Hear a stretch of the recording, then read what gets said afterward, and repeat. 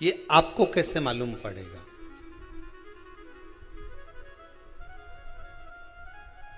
पितृ भूखे हैं, इसका तो वर्णन हमने पहले कर दिया कि रात्रि को जब आप सोने के बाद में 1-1.5 घंटे बाद अगर आपकी नींद खुल जाए, 1 घंटा 1.5 घंटा आप सो लिए, उसके बाद जो नींद खुली तो 1-1.5 घंटे तक अगर आपको नींद नहीं आ रही है, रात्रि को सोने के बाद में 1 घंटे बाद जब उठे तो आपको प्यास लग गई, भूख लगने लगी, प्यास लगने लगी कि मेरे को पानी पीना पड़ेगा, घबराहट हो रही, पानी पीना पड़ेगा। 1-1.5 घंटे सोने के बाद अचानक नींद खुले और आपको प्यास लगे, समझ लेना आपके पितृ भूखे हैं और प्यासे हैं।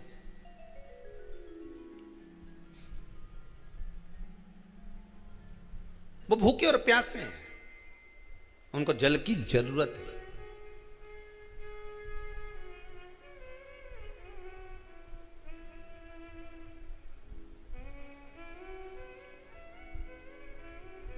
किसी भी नदी में, सरोवर में, कुंड में, बावड़ी में, तालाब में, आप तीर्थ में जाकर जब स्नान करते हैं तो स्नान करने के बाद एक काम का नियम बना लो कि अपने हाथ की अंजलि में जल लेकर अपने पूर्वजों को देना। प्यासे रहते हैं, भाग मांगते हैं।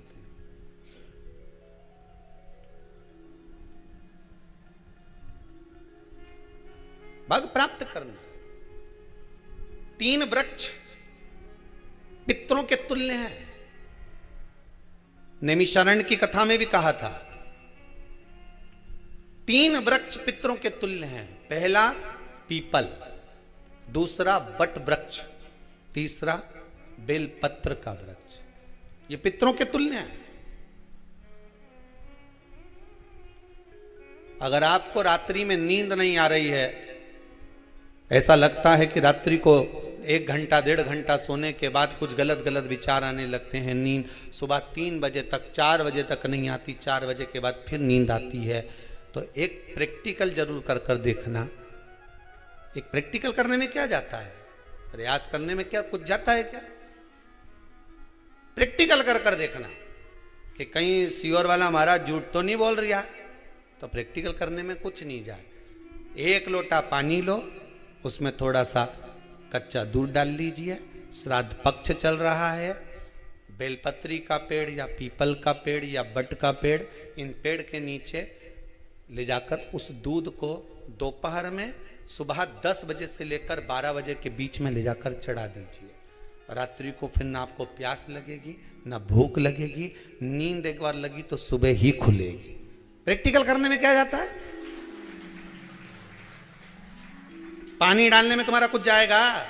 अरे बोलो तो सरी, हमें 10 रुपया का दूध जरूर उसमें, और तुम इतनी चतुर हो, इतना सारा दूध थोड़ी डालोगी, तो 2 चूल्हे डालोगे। कहाँ तुम इतना डालने वाली हो है?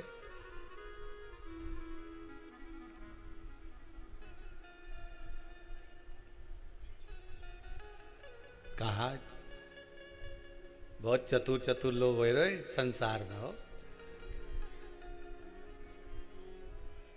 भले पूजन पाठ नहीं करे पर कहीं का एकदम मिलने आ जाए ना, क्या अम्मा जी है क्या पाठ कर रही है, फिर वो भी बैठ गई तुरंत, अभी तो सोई थी,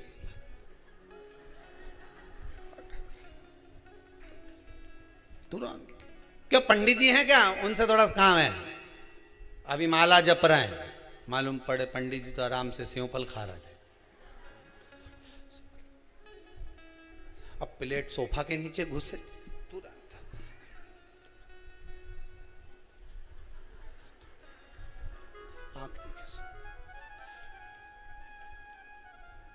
प्रैक्टिकल करने में क्या जाता है, कुछ भी नहीं बिगड़ेगा। ये तो बस जल डालोगे तुम्हारा ही कुछ अच्छा हो सकता है, बाबा की कृपा है।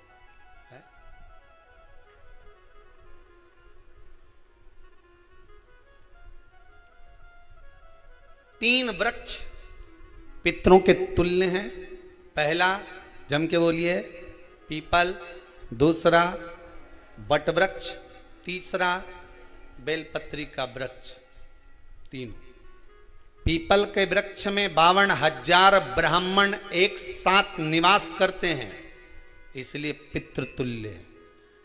वट वृक्ष ब्रह्मा जी के मस्तक से बना, इसलिए पितृतुल्य है।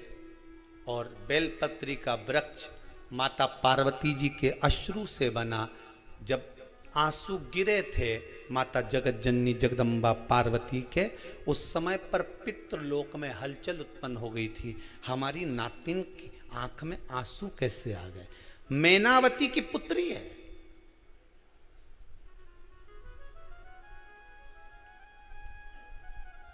पितरों की नातिन, इसकी अश्रु कैसे गिर गए?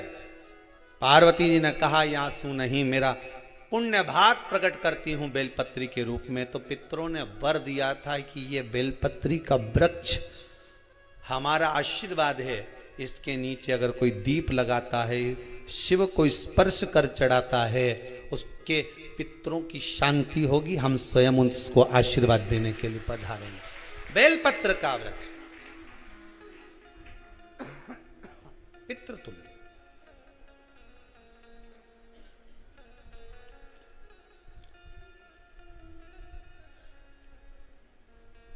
तो रात्रि को अगर भूख लग रही है, प्यास लग रही है, तो पितृदोष। दूसरा पितृदोष का लक्षण बताया, घर में कोई शुभ कार्य ना हो, वंश की वृद्धि ना हो। 1 रुपये कमाओ, 1.25 रुपये खर्च हो रहे हैं, पैसा 10 जगह से कमाई आ रही है पर घर में टिक नहीं पा रही है, आया गया, पितृदोष। जरा सी कटोरी पड़ी है, उसके पीछे विवाद चालू हो जाए, पानी ढुल गया, उसके पीछे विवाद हो जाए, या छोटी छोटी बात में घर में क्लेश मचा हुआ है, पितृदोष है। समझ लो हमारे पूर्वज हमसे खुश नहीं, प्रसन्न नहीं। कोई कहता है गुरुजी श्राद्ध बड़े बेटे को करना चाहिए कि छोटे को करना चाहिए? शिव महापुराण की कथा कहती है, अगर जायदाद का पूरा हिस्सा बड़े ने लिया हो और तुमने अपनी माता का दूध ना पिया हो तो एक ही को कर लेने दो। अगर माता का दूध पिया है और अगर एक अंगूठी भी ली है, जरा सा एक कपड़ा भी अगर सास का लिया है, तो श्राद्ध तो तुझे करना ही पड़ेगा, करना ही पड़ेगा। तूने मेरा दूध पिया है तो बिल्कुल जम के तो बोलो। अगर तुमने उनका कुछ खाया है तो अब एक काम और हो सकता है, गुरुजी वो श्राद्ध अगर हम नहीं करें और बड़े भैया करें और हम उन्हीं के यहाँ चले जाएं तो चले जा, मना कौन कर रहा है? पूड़ी का तेल तू ले जा, खीर का दूध 2 थैली तू खरीद के ले जा। जितना वहां वो सेवा करे उतनी सेवा तुम करो। गलत है क्या? जायदाद का भी तो हिस्सा किया था। सुई की नोक के बराबर नहीं धुआं ने, ईंट इधर खसकी है तो हमारी इधर खसका दीजिए। हमारी बसियत में इतना लिखा है तो फिर बसियत में ये भी लिख के जाना चाहिए था। मैं तो क्यों सबके, तुम डरो मत ही रहे एक भी।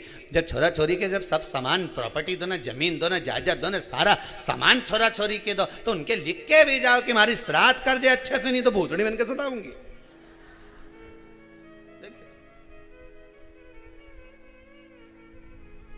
श्राद्ध करो। कितना दिया तुमको? बोलो ईमानदारी से बोलना, कितना दिया? ढेरों। और एक बात बहुत अच्छे से कहूंगा, आप लोगों के जीवन में उतरे। अगर मायके में भाई, मायके में भाभी, मायके के लोग अगर आपके माँ बाप का श्राद्ध नहीं करते हैं तो बेटी भी अपने माता पिता का श्राद्ध कर सकती है। उसने भी दूध पिया है अपने माता पिता का, पर वो श्राद्ध का भोजन कौन कराएगा? बेटी का पुत्र हो, बेटी की पुत्री हो, वो कराए। और नाम वो नाना नानी का ले ले, करे। अगर वो नहीं कर रहे हैं, वो नहीं संभालते, वो नहीं जानते, तो आप करो, वो करे।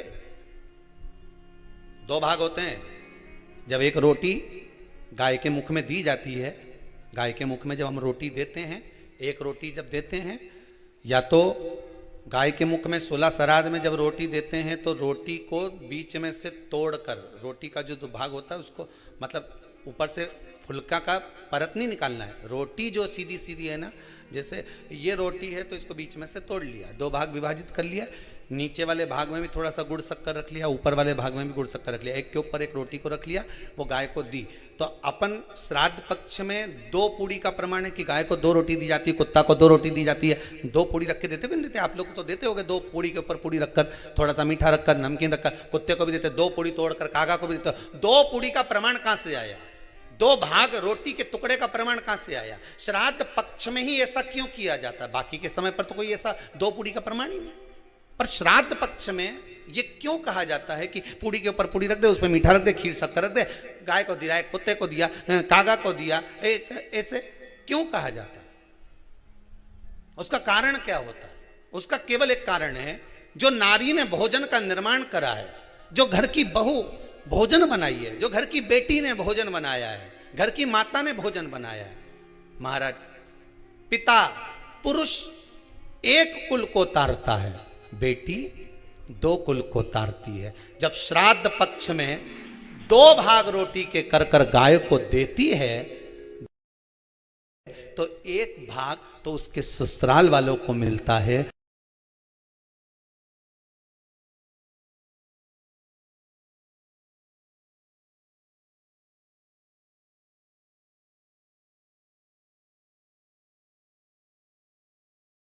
मायके को भी मिले, ससुराल को भी। जब गया जी का पिंड होता है तो नाना नानी सबका स्मरण कराया जाता है। 2 भाग,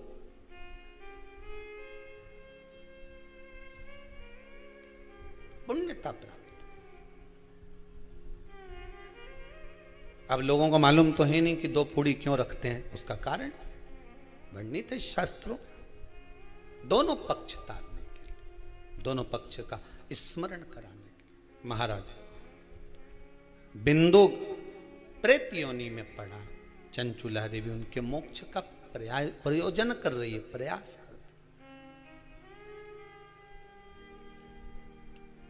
क्या करा जाए कि इनको मोक्ष मिल जाए? कहा शिव महापुराण की कथा। पार्वती मैया की सहेली बन गई और पार्वती मैया ने शिव महापुराण में प्रेत योनि से मुक्त होने के लिए कहा, तुम रुका जी के यहाँ जाओ, देवऋषि नारद के पास जाओ। नारद जी ने तुमरुका जी के पास भेज दिया। क्यों? नारद जी जानते हैं मैं कथा नहीं कह सकता, मैं कथा सुन सकता हूं पर कह नहीं सकता। कहने के लिए मुझे बैठना पड़ेगा, सुनने के लिए हो सकता है कि मैं चले जाऊं, वापिस आकर बैठ जाऊं।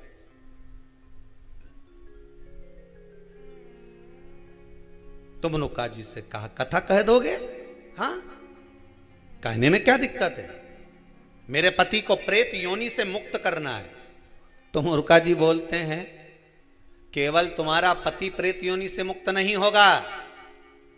तुमरुका जी ने शिव महापुराण में कहा, सुनो चंचुला देवी, केवल एक व्यक्ति शिव पुराण से नहीं तरता, इस बिंदुक जैसे ना जाने कितने प्रेत इस वायुमंडल में घूम रहे होंगे, ना जाने कितने पितर, ना जाने कितने आहूत, ना जाने कितने वासुक इस वायुमंडल में घूम रहे होंगे। तुम्हारा पति तुमको दिखा नहीं, तुम्हारा बिंदुक तुम्हें कभी नजर आया नहीं, फिर कारण क्या था? बस मन में शांति नहीं है। घर में सारा सुख है पर हृदय में शांति नहीं, समझ लो पितृदोष है। क्या करा जाए फिर?